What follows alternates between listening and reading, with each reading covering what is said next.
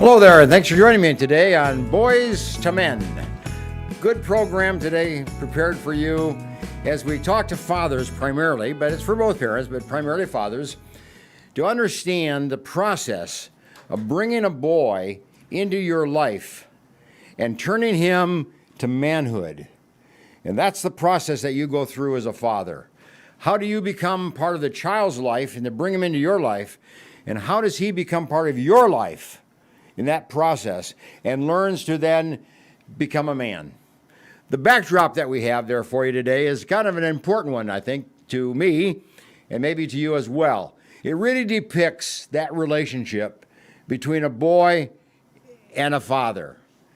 It's when that boy reaches out to the hand of the father and the hand of the father reaches down to the boy, and there is that connection that's made.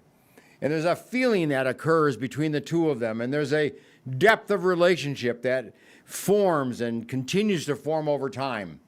So get a hold of that picture in your mind and say, that's really what it's all about, to be a father to a boy.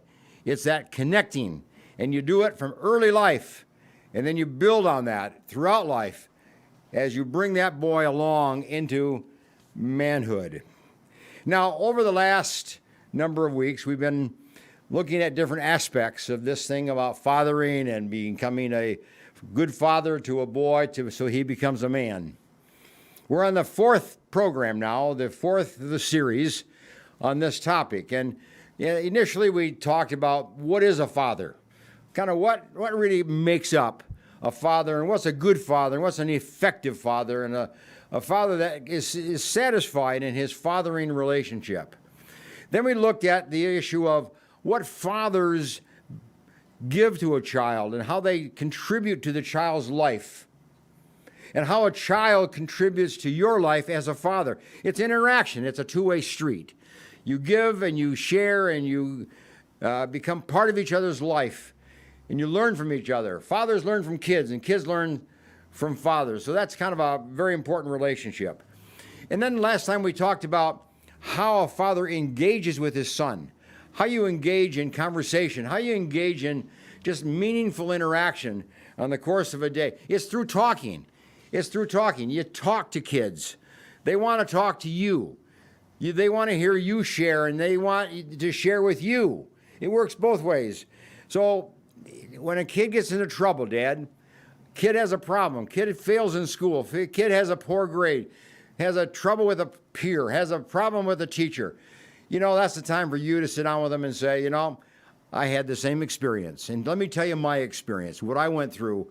And let's talk about the one that you went through. It's opening your life to your kid, talking to him, sharing your life, sharing the examples that what happened to you in your life and what certainly happens in their life day to day. And then you want to teach them the issues of how they treat each other in the playground, how they treat you, how you treat them. Remember the old adage, you treat people as you want to be treated. And that's an important aspect that you want your kids to learn. And the whole idea that we talked about last time was the idea of bullying and being hurt. Hurt people hurt others. Bullied people bully others. And that process goes on. You want to break that up. You don't want your kid to be bullied. You don't want your kid to be hurt because you don't want him to pass that on to somebody else. So you want to protect your kid from those kind of experiences.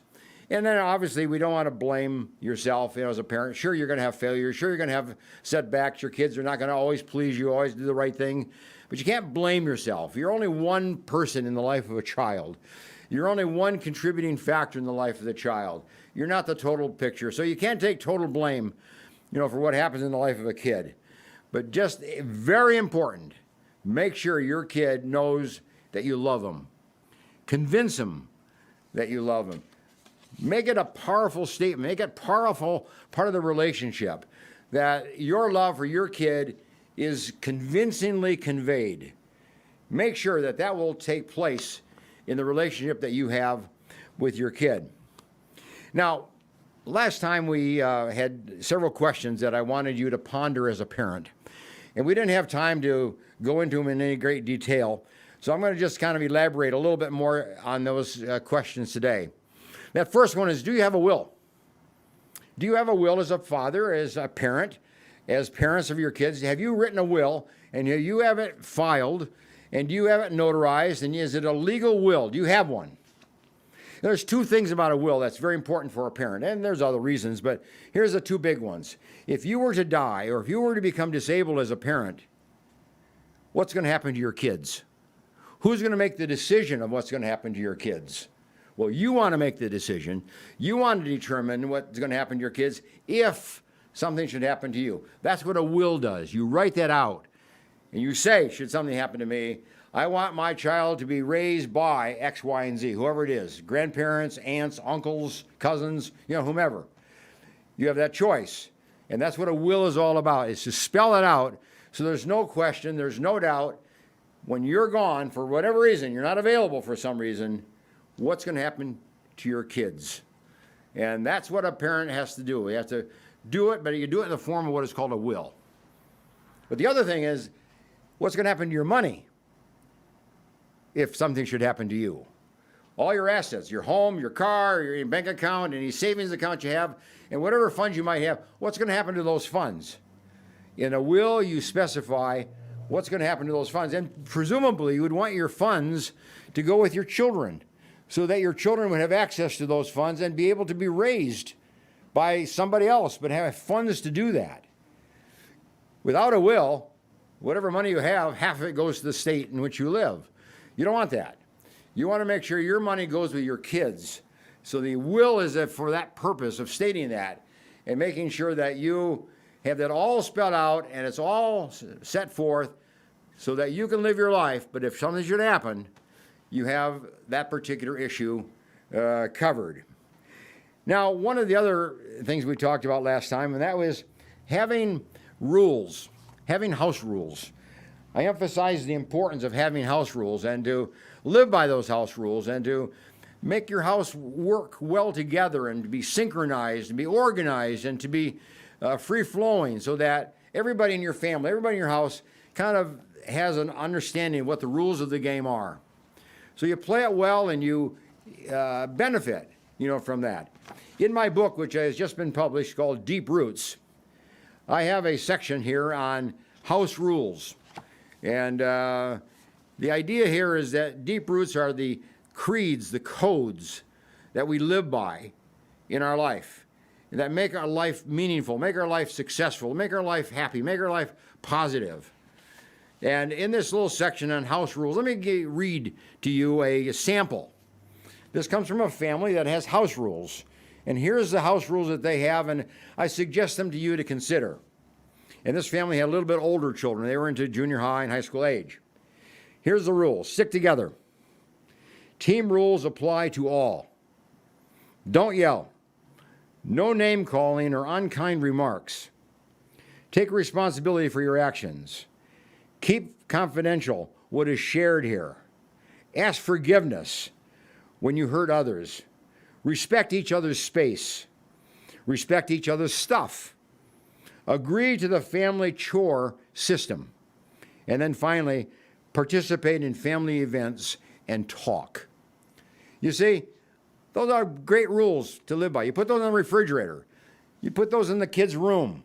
You keep them maybe in the hallway, maybe in the bathroom, on the mirror, wherever. But these are rules that are part of your life as a family, and you live by them. All family members live by them. And it gives coordination. It gives unity. It gives a sense of oneness as you all have rules and honor those rules and have the same rules. Now, what is best is if as a family you sit down and write your own rules as a family. You write your own, but you do it together as a family. You can adopt some rules like this one, but you can also write your own. Doesn't matter. But the important thing is you have rules and that those rules then become the basis on which you live as a family. Let me give you a second example of another family that had a little younger children. They were in junior high age and a little bit younger than that. But here's their rules that they came up with. We are family. We do it our way. We are a family of faith and kindness. We look out for each other. Some things are very important to us. We are fair and just towards each other. We help each other when needed. Our home is open to others in need. Church and school are important. We read the Bible at mealtimes. We pray. We all have chores. We share. Hand-me-downs are very important and have value. You see, there's a whole different set of rules. So whatever rules you come up with are yours. It's okay. But the important thing is you have rules that you stick by and you live by, and you honor them and you reinforce them and you rehearse them and you memorize them and you remind each other of them. It becomes part of family life and how family life is structured and organized and how it's lived out on a day-to-day basis. So if you don't have rules, Dad, in your home, my suggestion is that you take a book like this, Deep Roots, get a hold of it, and on Amazon, and then develop your own house rules. You can have 5, or you can have 3, or you can have 10 or 12, whatever you want. Have house rules that fit you as a family. And Dad, you take responsibility. You take the leadership in setting forth house rules that are important and that will be helpful to you and helpful to the whole family.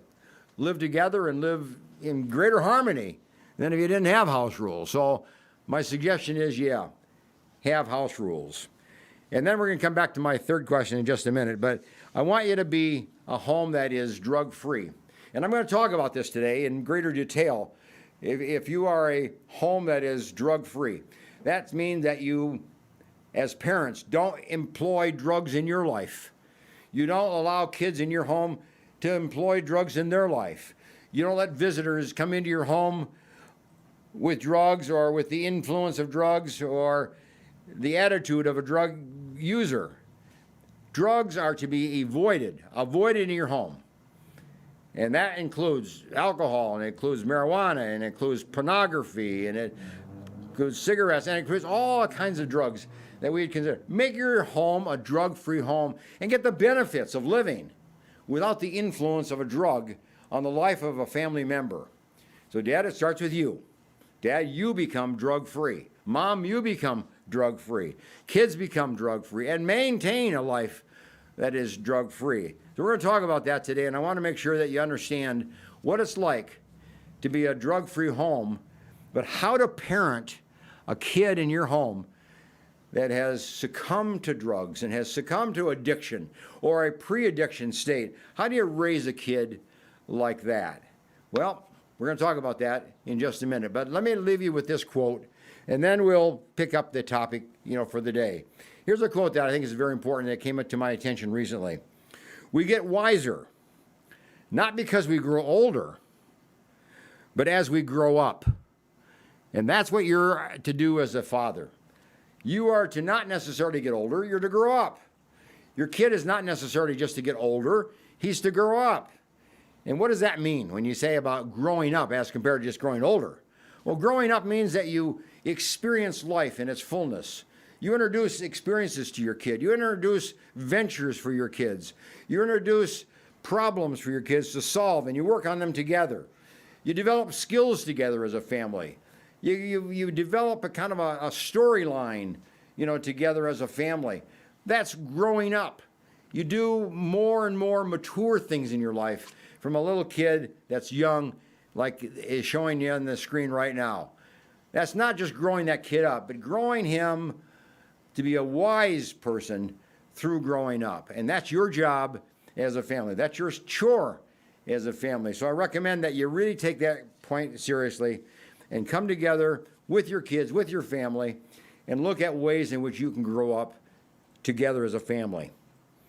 Okay, I'm going to go now to pick up the topic of how do you become a good father to a kid in your family, a boy, a son in your family, that's either addicted to a drug or is about to become addicted. He's in a pre-addiction state of a drug of some kind. And how do you parent that particular child? I'll be right with you.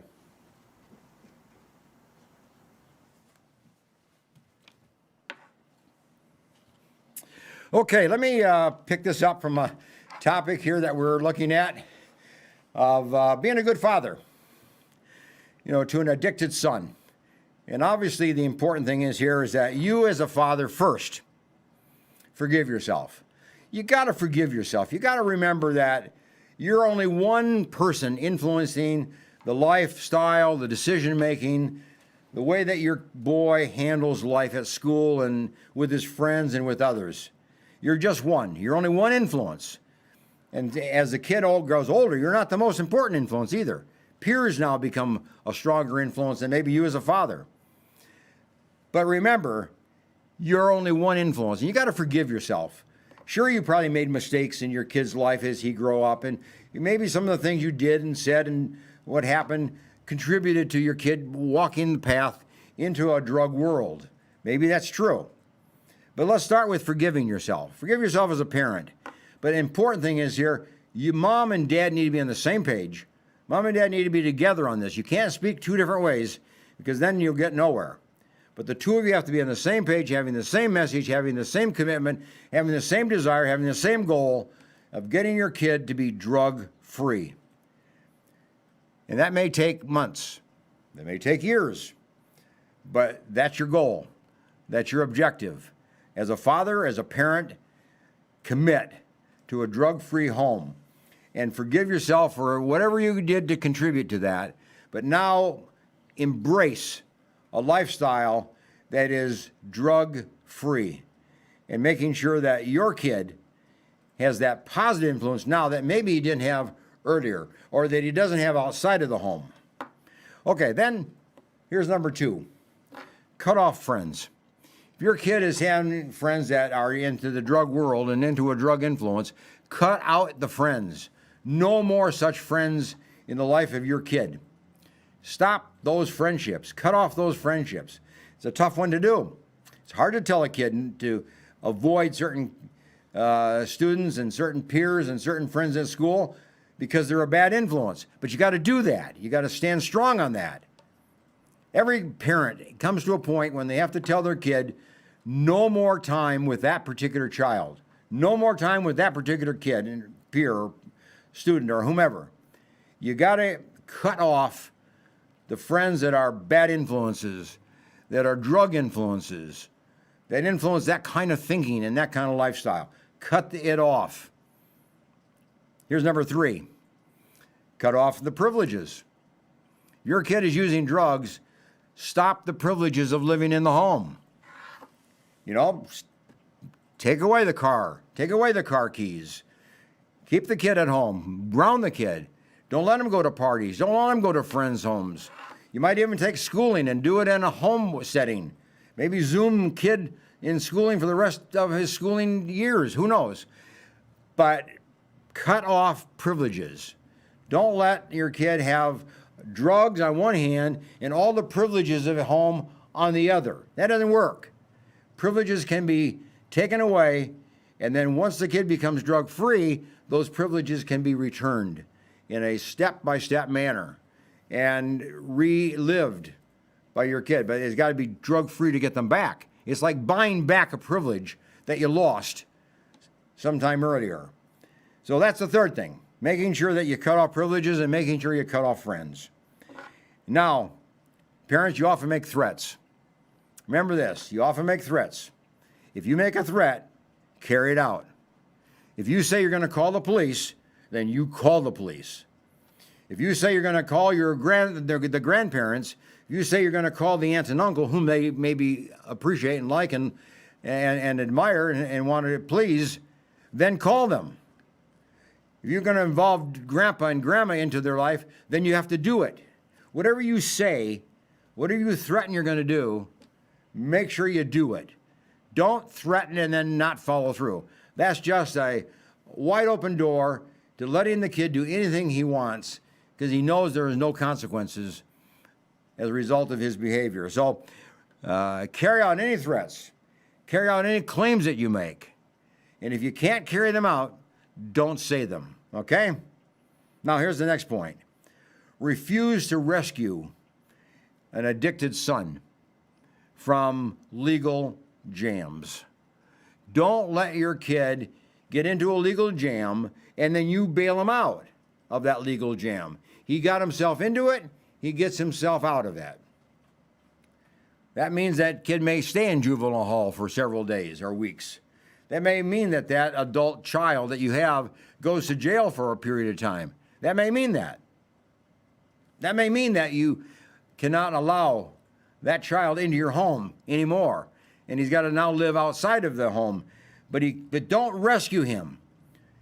If he makes decisions that are poor and inappropriate, then those are his consequences to bear. So don't rescue an addicted child who gets into trouble. Let the trouble be a teacher. Let the trouble teach good behavior. Let the trouble be a motivator so that there will be opportunity to change that kind of behavior pattern that the child's in. But don't rescue. Very, very important. And then, Dad, get into a support group.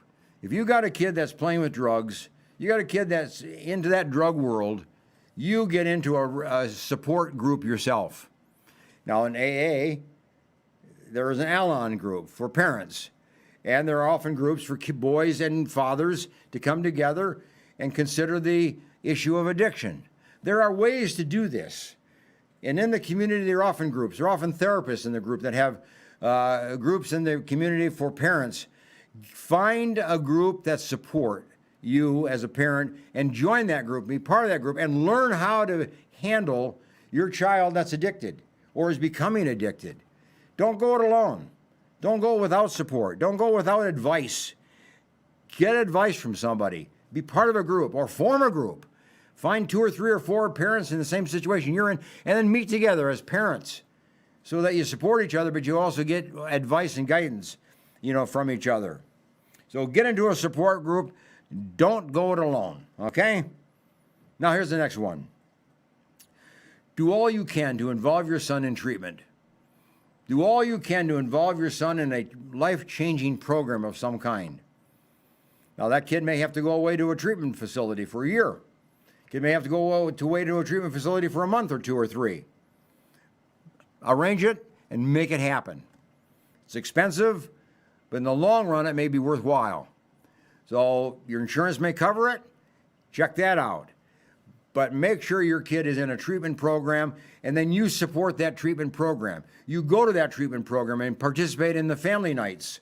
You participate in family activities. You become part of the treatment program yourself. You get help, from them. But make sure you maintain contact with your kid who's in treatment. Make sure that your extended family participate as well. And all of you as a family support the kid who's in treatment. You want the best to come from treatment programs. And every treatment program has a success level and a failure level. But they tend to be more successful if parents and family participate and participate openly and fully and in a very sincere manner. Not just come to one session out of a month or something like that, but be there regularly and participate with the staff in the meetings and have family therapy and have family joint sessions and really go at it as a family. Those are the programs that are beneficial. So make sure you have a child that goes into a treatment program that has a program for you as a father, you as a mother, you as a family, and you participate, together. That program will be a little bit better overall. Now, here's another point. If there's legal activity going on, illegal activity going on in the home, if your son is involved in illegal activity, call the police. Report him. Make sure he's addressing that illegal action or whatever it might be. If he's stealing jewelry from mom to buy drugs, that goes to the police department. Report that. Don't just hide that. If he's stealing from the neighbor to get drugs, you report that. Report your kid to the police. The hardest thing you can do as a parent, a tough one to do as a parent, but an important one to do as a parent. Make sure that you report your kid whenever there is illegal activity taking place. Be tough and use the local resources that are available to you. The police is only one of those. The church, the minister, the youth leaders, the school teachers, the counselors at school. Involve everybody you can in the process of turning your kid around and getting him out of the drug world into a drug-free world. And then participate in any program with the kid. I want you to make sure that that's underscored. Wherever, even if it's just in the neighborhood, even if it's just in the church or wherever it is, you make sure that you participate in the life of the kid. And then be ready to forgive. Be ready to be redeeming of your child. If he goes into a treatment program and benefits, and changes his life in some way, forgive him. Be ready to forgive. Be ready to redeem him. Bring him back into the family. Monitor closely. Enjoy family all over again. Start where you left off and bring family forward so that there's an integration of the new kid in the life of the family, a drug-free kid in the life of the family. Make sure that your life as a family is drug-free. And when a kid comes back into your home after treatment, embrace him, bring him in, celebrate, enjoy him, talk about it, talk what he's learned, share your life, share your experiences, share your failures, share the way that you grew up, so that there's a bonding that takes place between your child and you. And then, lastly, let me just say this. Never give up. You don't give up on a kid. You continue to pray for your kid. You continue to talk to your kid. You continue to love your kid. You continue to give support to your kid. You provide guidance for your kid. You offer suggestions. You offer hope. You offer ways in which the family can help and be available and to maybe go through a forgiveness even. Maybe there's some bad blood or some bad relationships that happened 3 or 4 or 5 years earlier. Who knows what the history is? But if it is, you go back and you talk about that. You go back and you resurrect those earlier times when it was hurtful and painful. Maybe there was abuse. You know, maybe there was a time when you as a father, you overreacted and you did poorly. You acted in a way that you should not have. This is the time to forgive. It's the time to be forgiven. It's the time to admit your faults. It's the time to admit that you've done something wrong and bring forth a positive relationship with your kids. It's like starting over, but starting better, starting right, starting above the line, not below the line, making sure that your life and your kid is now safe and is now able to go forward and become a positive young man as you move from boys to manhood. Okay? Hope that's helpful to you. But it's a tough one to be a father to an addicted kid. It's a tough one to be a father to a kid who's in the process of becoming addicted. You got to act tough. You got to act swiftly. You have to act firmly. You have to act fairly. You have to act lovingly. You have to act wisely. But you have to act. You can't turn your back. You can't turn your face and not look at what's going on around you. Confront and be part of the process of recovery. Now, a question came to my attention, and I want to share it with you from prior programs. And so a question that came up, and here's the question.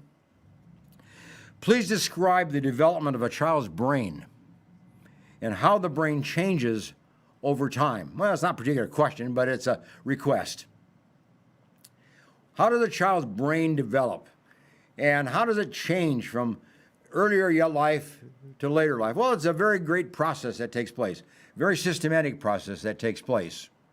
From birth to early life, the brain just grows and matures with millions and trillions of brain cells.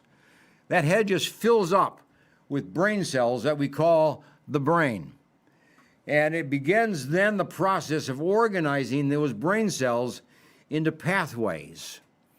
And in fact, in the early childhood years, we develop more brain cells than we need that you can use or that you can function with. So you're overloaded with brain cells. So childhood is the development of brain cells. But then we come into adolescence where we have what we call the pruning process, where the excess brain cells are now destroyed and they're eliminated, from the brain.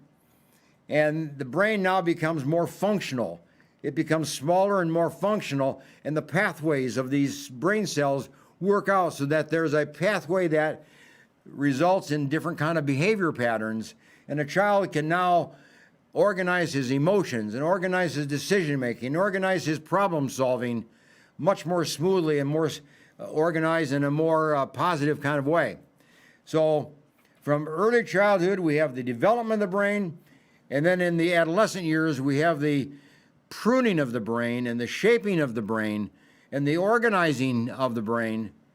And the brain then keeps doing that, keeps shaping, keep organizing until about age 25. And that's where the brain develops, from birth to age 25. And at that point, the brain is pretty well developed. And after 25, the brain pretty well maintains itself until about 40. And around 40, there's a little bit of a bump. That brain gets a little smarter, if you will, gets a little bit more organized, gets a little more functional, gets a little more effective, efficient. So there's a little bit of a wiser level brain that kicks in around 40. And then that continues till about age 70, 75. And then we see the dropping, then we see the deterioration of the brain over time and into older age. Some of the older people develop dementia. Some develop Alzheimer's. Not everybody, but some do, where that brain becomes very dysfunctional. And memory loss is very great and very pronounced. So you see what the brain does over time? It starts out at birth and really grows and really matures. And then it smooths out and sorts itself out. It functions pretty well. It functions quite well, actually. Then it even functions better at age 40. It maintains itself, and then it has that slow dip or that slow drop. That's the process of brain functioning over time. And what we do, obviously, is make sure that that brain is protected during childhood. That brain is protected during adolescence. That's why there's debate over whether kids at these younger ages should play football. There's a debate as to what happens to a brain when the kid falls off a bicycle. Should a kid wear a helmet when they ride a bicycle in the event that they fall? That brain is very, very tender. And if you damage it, if you hurt it in some kind of way, there's going to be damage that will perhaps move on into adulthood. So we want to protect that brain for the child as much as we can, and don't let it get bumped. Don't let it hit over and over again, because when that happens, the brain takes its toll. And the child then becomes less effective and less able in the learning process, in the school process, to function. And then that renders a child perhaps a little bit more vulnerable to using drugs. So the brain is a very important part of our body. It's an important organ, but it's one that we need to protect. We need to mature. We need to grow it. We need to enjoy it. We need to benefit from the brain of every kid. And remember, in the brain of every kid is a miracle that can be achieved. And you as a dad, the one that brings about that miracle, by helping your child go from boyhood to manhood. Thanks for being with me. I'll see you next week. Bye for now.